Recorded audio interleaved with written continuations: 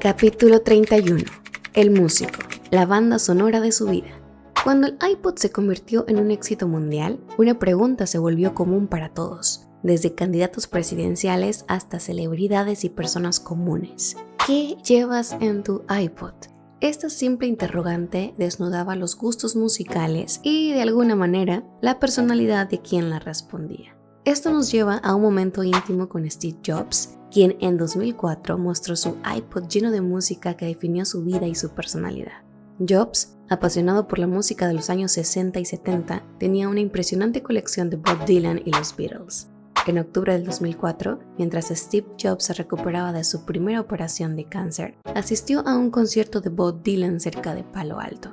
Dylan, a diferencia de otros músicos, no era cercano a Jobs. Sin embargo, lo invitó a visitarlo en su hotel antes del concierto. Jobs, nervioso por conocer a uno de sus héroes, se sintió encantado por la inteligencia y sinceridad de Dylan durante su conversación de 2 horas. Dylan habló sobre su vida y el proceso de escribir canciones, mencionando que ya no podía componer como antes, pero aún podía cantarlas. En otra ocasión, Dylan invitó a Jobs a su autobús de gira y le preguntó por su canción favorita. Jobs mencionó One Too Many Mornings y Dylan la cantó esa noche, dejando a Jobs impresionado y aún más admirado de Dylan. Inspirado por el músico, Jobs ideó un plan para ofrecer un paquete digital con todas las canciones del artista en iTunes por $199. Andy Lack de Sony se opuso al precio y las condiciones de Jobs, considerando que devaluaban a Dylan como patrimonio nacional.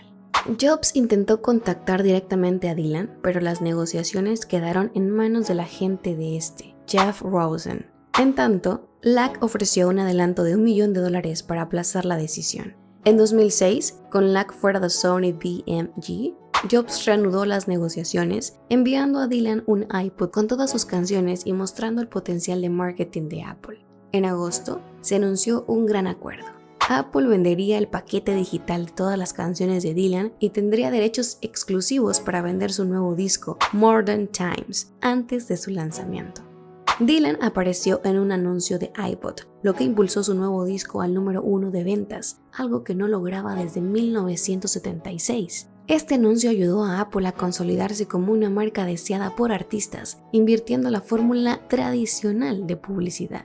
En 2004, U2, una de las bandas más importantes del mundo, buscaba revitalizar su imagen y alcanzar una nueva generación de fans. Bono, consciente del poder publicitario de Apple, tuvo una brillante idea. Quería que su nueva canción, Vertigo, se promocionara a través de un anuncio del iPod. Así que, con esta ambiciosa propuesta en mente, Bono se dirigió a la casa de Steve Jobs en Palo Alto. A pesar de que U2 había rechazado lucrativas ofertas publicitarias en el pasado, Bono estaba dispuesto a hacer una excepción con Apple, pero con una condición. La promoción debía ser un intercambio mutuamente beneficioso, no una transacción monetaria directa. Jobs, aunque al principio se mostró reticente, vio el potencial de esta colaboración para ambos lados. U2 aparecería en el anuncio del iPod y Apple lanzaría una edición especial del dispositivo con la marca de la banda. Además, Apple se comprometió a promocionar intensamente el nuevo álbum de U2, How to Dismantle an Atomic Bomb. La colaboración no fue sencilla. Hubo tensiones y momentos de duda, especialmente cuando Jobs consideró cancelar todo el proyecto. Pero la perseverancia de Bono y la intervención de Jony Ive, diseñador de Apple y fan de U2, lograron salvar el acuerdo. Ive incluso diseñó un iPod negro con una rueda roja, que encantó a Bono y finalmente selló el trato. El anuncio fue un éxito rotundo. Más allá de este primer acuerdo, Bono y Jobs continuaron colaborando, incluso lanzando un iPod especial para la campaña Product Red, que recaudaba fondos para la lucha contra el SIDA en África. Aunque Jobs no era conocido por su interés en la filantropía, hizo una excepción para la causa de Bono. Capítulo 32. Los amigos de Pixar y sus enemigos. En Pixar, la principal función de Jobs era encargarse de las negociaciones. Después del estreno de Toy Story, Jobs tuvo un conflicto con Jeffrey Katzenberg en DreamWorks, quien había dejado Disney y lanzado Hormigas, una película de animación sobre insectos. Jobs acusó a Katzenberg de robar la idea de Pixar para bichos, aunque en realidad Katzenberg no había escuchado la propuesta directamente mientras estaba en Disney, sino después en una conversación casual con Lasseter. La rivalidad se intensificó cuando Katzenberg, temiendo la competencia de bichos, adelantó el estreno de Hormigas para evitar coincidir con la fecha de lanzamiento de Bichos. Jobs y Lasseter estaban furiosos, pero no cedieron a las demandas de Katzenberg. El enfrentamiento entre las películas rivales generó un gran frenesí mediático. Hormigas se estrenó primero y tuvo un éxito moderado, mientras que Bichos, lanzada 6 semanas después, recaudó significativamente más en taquilla, demostrando el éxito sostenido de Pixar y validando su capacidad de replicar el éxito de Toy Story. Años más tarde, Katzenberg intentó reconciliarse con Jobs, pero este nunca llegó a perdonarlo completamente. A pesar de que Bichos superó a Hormigas en taquilla, la disputa dejó una marca en Jobs, quien sentía que la brillante originalidad de Lasseter había sido comprometida. En noviembre de 1999, Toy Story 2 se estrenó con un éxito rotundo, recaudando $246 millones en Estados Unidos y 485 millones a nivel mundial. Este triunfo consolidó a Pixar como un gigante en la industria cinematográfica, lo que llevó a Steve Jobs a decidir que era el momento de construir una sede central impresionante para la compañía. Jobs, junto al equipo de instalaciones de Pixar, encontró una planta de envasado de fruta abandonada en Emeryville, California. El arquitecto Peter Bowling, conocido por diseñar las tiendas Apple, fue el encargado de crear el nuevo edificio en un terreno de más de 6 hectáreas. Jobs creía firmemente en el poder de las reuniones cara a cara para fomentar la creatividad y la innovación, rechazando la idea de que la comunicación digital podría sustituir estos encuentros fortuitos. El diseño del edificio promovía estos encuentros inesperados, con todas las puertas, escaleras y pasillos principales conducidos al atrio que albergaba la cafetería, casilleros y salas de conferencias con vistas a este espacio central. Incluso el cine y las salas de visionado estaban orientados hacia el atrio. Una de las anécdotas más curiosas del edificio es la Sala del Amor, una habitación secreta decorada por los animadores con luces de Navidad y lámparas de lava, utilizada para relajarse y socializar.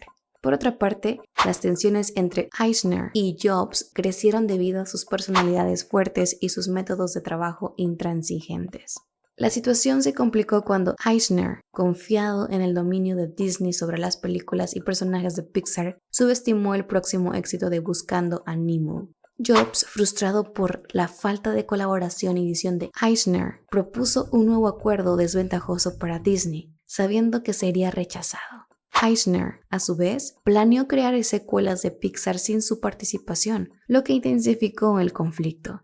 Finalmente, Rob Disney, sobrino de Walt, apoyó a Jobs y criticó públicamente a Eisner, aumentando la presión sobre él.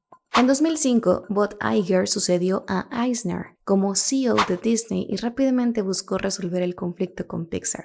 Iger y Jobs comenzaron a negociar, lo que culminó en la compra de Pixar por Disney en 2006. Capítulo 33. Los Macs del siglo XXI, diferenciando a Apple.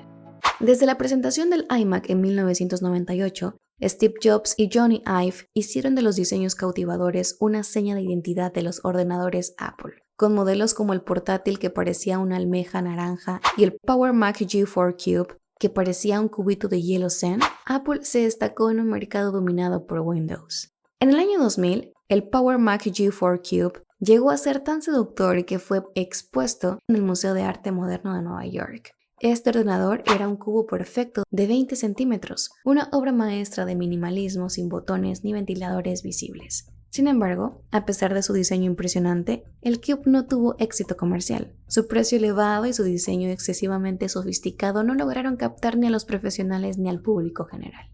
A pesar de estos desafíos, Jobs no dejó de innovar y buscar diseños distintivos. Cuando las pantallas planas se hicieron visibles, se propuso diseñar el iMac, llevando a la creación de un modelo con una pantalla unida a un cuello cromado móvil, inspirado en la forma de un girasol. La creatividad de Jobs no se limitó a los diseños exteriores. Desde 1994 utilizaron el microprocesador PowerPC, pero en los años 2000 la lentitud de Motorola en el desarrollo de nuevos chips llevó a Jobs a considerar una transición a Intel. Capítulo 34. Primer asalto. Momento Mori. A finales de los años 90, Jobs estaba al límite, dirigiendo 2 gigantes tecnológicos, lo que le pasó factura en su salud. Durante este periodo de agotamiento extremo, su sistema inmunológico se debilitó y aunque no hay pruebas de que esto cause cáncer, fue una visita fortuita al urólogo en 2003, lo que lo llevó al descubrimiento de una sombra en su páncreas. Inicialmente, Jobs ignoró la urgencia de someterse a más pruebas, pero finalmente cedió, descubriendo que tenía un tumor pancreático. Contra el consejo de sus amigos y médicos, rechazó la cirugía inmediata, optando por tratamientos alternativos como dietas veganas y terapias herbales. Su testarudez, alimentada por su famoso campo de distorsión de la realidad, duró 9 meses, tiempo en el que el cáncer se extendió. En julio del 2004, enfrentado a la cruda realidad de un cáncer que había avanzado, Jobs finalmente accedió a la cirugía. Aunque la operación fue exitosa, las complicaciones de su salud y sus peculiares hábitos alimenticios dificultaron su recuperación. A pesar de todo, mantuvo en secreto su lucha contra el cáncer, afirmando públicamente que estaba curado. En 2005, Jobs sorprendió al mundo con su conmovedor discurso en la ceremonia de graduación de Stanford. Con un enfoque íntimo y minimalista, narró 3 historias de su vida. La primera sobre cómo abandonó los estudios en el Reed College, la segunda relataba cómo el haber sido despedido de Apple había acabado por resultar algo bueno, y la tercera sobre su diagnóstico de cáncer. Capítulo 35. El iPhone. 3 productos revolucionarios en uno. En 2005, las ventas del iPod se dispararon, alcanzando las 20 millones de unidades, cuadriplicando las cifras del año anterior y representando el 45% de los ingresos de Apple. A pesar de este éxito, Steve Jobs estaba preocupado por la posibilidad de que los teléfonos móviles con reproductores de música hicieran obsoletos los iPods. Su primer intento de adaptación fue el Motorola ROKR, una colaboración con Motorola que resultó ser un fracaso debido a su diseño poco atractivo y limitaciones funcionales. Insatisfecho con los resultados, Jobs decidió que Apple debería crear su propio teléfono.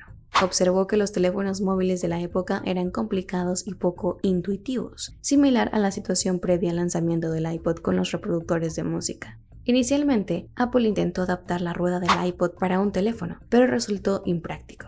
Paralelamente, Apple trabajaba en una tableta electrónica, cuyo desarrollo influyó en el diseño del nuevo teléfono.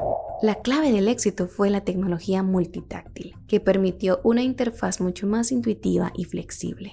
Jobs insistió en una pantalla táctil sin teclado físico, inspirándose en las capacidades multitáctiles de Fingerworks, una empresa adquirida por Apple. Así nació el iPhone, un dispositivo revolucionario que combinaba un teléfono, un iPod y un navegador de Internet, redefiniendo la industria móvil y estableciendo un nuevo estándar para los dispositivos tecnológicos.